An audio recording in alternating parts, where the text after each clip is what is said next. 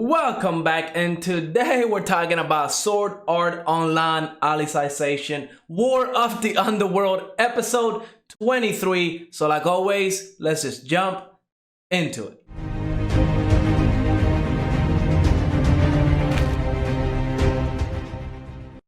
This episode starts off kind of slow, but I do love this character, so I don't mind it, right? We got the whole Alice and Kirito scene. It was quite funny because we see that Alice kind of ran away. She's lost. Nobody can find her. And it turns out that she shipped herself to Kirito's house. Now, that is dedication on a whole different level. And the whole scene that they had, you know, Kirito and Alice hugging and stuff like that it was very well done. It was nice and emotional. And you got to remember, Alice, she already admitted that she loves Kirito.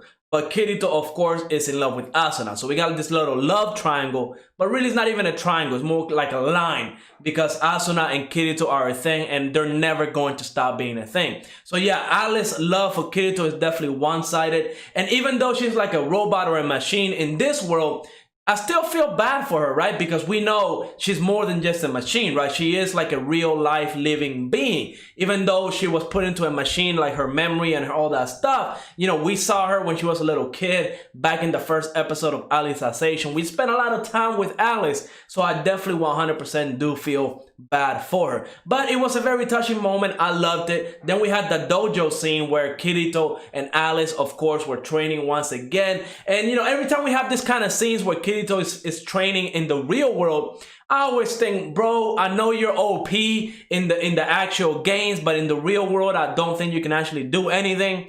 And you know, yeah, it was kind of cool. The movements were very nice, but Alice still took the dub. She broke his sword and fell on top of him.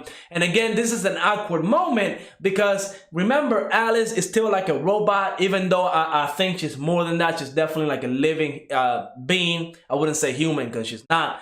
But yeah, it was still kind of awkward because we know that she's like a metal thing that's on top of Kirito.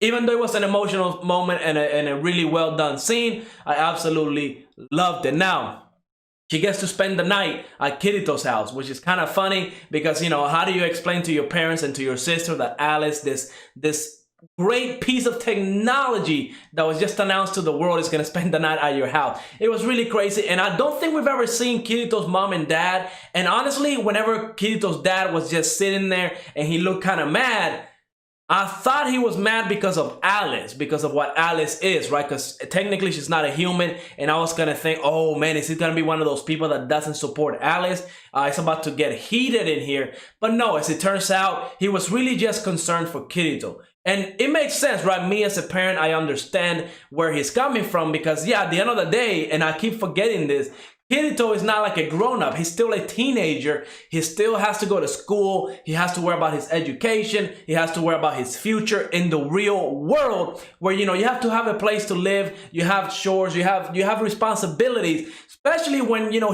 what happens when Kirito and Asuna have kids, right? He cannot spend all his day playing video games, right? So it kind of brings back everything back into like reality that Kirito lives in the real world and he simply cannot just, you know, play games all day, right? It makes sense. I definitely agree with his dad. He has to worry about his education, and we see that Kirito is going to change everything, right?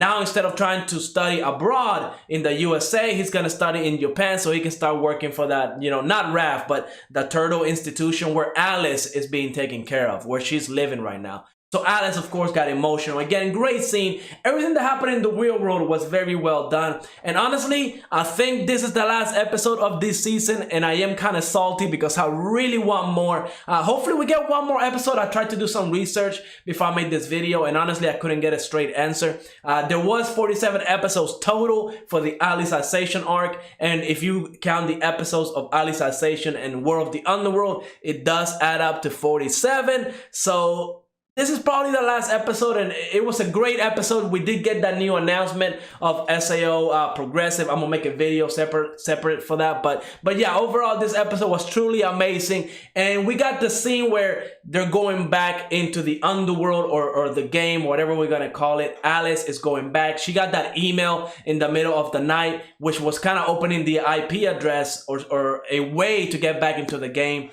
And that's what they all did. They went back into the game, and it was completely different than what I was expecting, okay? When they logged in and they were like in outer space, I thought either the world was destroyed or something, but no, that was not the case. What happened was there's spaceships, they're fighting in outer space, and there's this huge monster, and you know, we got this little spaceships fighting it and throwing nukes and explosions everywhere. We see they have electricity, of course. The world look amazing, beautiful. I mean, the animation in this last bit of the episode was absolutely gorgeous. And of course, we see that Kirito, Alice, and Asuna took care of this monster. But real quick, I do want to touch on the fact that whenever Alice kind of, you know, was hugging Kirito, and Kirito was like, you know, if we go back to the underworld, is it okay for being Asuna? And Alice got kind of, you know, she got kind of salty, she got kind of jealous. It was a really awesome scene, and again, it just reminds you of the humanity that Alice has. Yes, she's a robot out here in the real world because she doesn't have a body. She's an artificial intelligence, right? But in the underworld, she's definitely a living being. She's definitely human.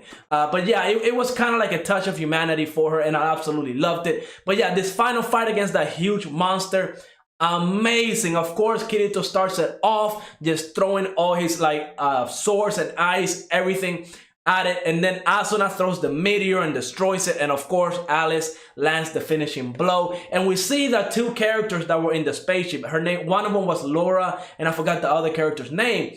At first, I thought they were the two disciples of Kirito and Yu-Gi-Oh, but I'm guessing now that they're not, because that's not their name. So I'm guessing it's their descendants, right? Their descendants. And of course, Kirito and Asuna, they lived in the underworld for, you know, 200 years. They ruled for 200 years. So once they got a closer look, they recognized who they were. And of course, they recognized Alice because she's a great figure as well in the world. So, you know, the heroes are back. They saved the world essentially from this creature. Really happy moment. We see that, you know, that those two mysterious characters or descendants of the disciples, they were crying, they were getting emotional. But yeah, overall, great episode. I really am kind of salty that this is the last episode of the season.